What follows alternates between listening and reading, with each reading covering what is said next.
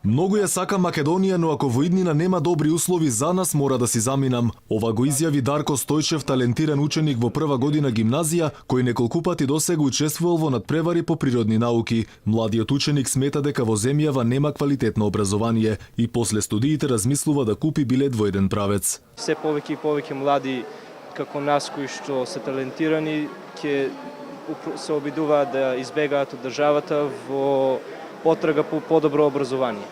Би заминале ли надвор вие ако нема добри услови во наредниот период? Па жал ми е многу да кажам, бидејќи јас многу ја сакам државава, но да, би заминал. Антонио Андоновски, кој студира хемија при Природно-математичкиот факултет во Скопје, вели дека додека студира ќе биде дома, но за воиднина вели дека не бил сигурен. Според него, кај нас има простор за остварување на плановите, но потребно е, вели, државата многу да работи за да се постигне тоа. Сметам дека состојбата не е најсејна, меѓутоа има многу простор, се разбира, да се подобри. Државата прави доволно? Може, за сега мислам дека не, меѓутоа може да се каже. Верувам дека ќе дојде до некоја промена. И од Фондот за иновации признаваа дека имаме слаб образовен систем. Вела државата мора час поскоро да посвети повеќе внимание на тоа и да вложи повеќе пари во образованието.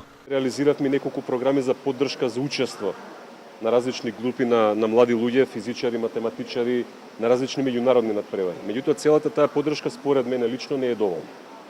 Ние минатата година вложивме некаде околу 10 милиони денари, меѓутоа сметам дека државата треба да приповеќе. Државата мора веднаш да обезбеди добар живот за младите и квалитетно образование, кое ќе им даде можност на децата да ги развиваат своите способности, велат од меѓународните институции. Според нив, образованието наместо да се подобрува, тоа значително се влошува.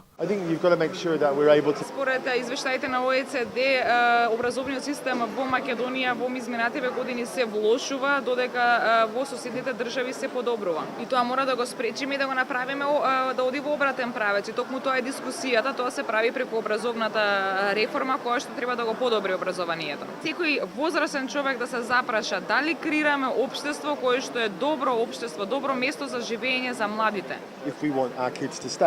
Ако сакаме децата да ни останат тука.